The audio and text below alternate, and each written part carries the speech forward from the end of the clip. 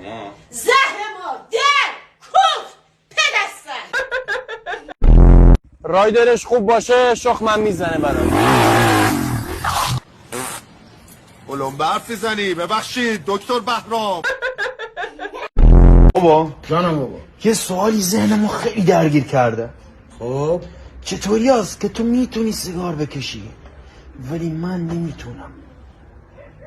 آفرین راحت به خاطری که من میتونم بزنم یه خود گوشه اما تو نمیتونی. دنیز عمو دعوت میکنه ها.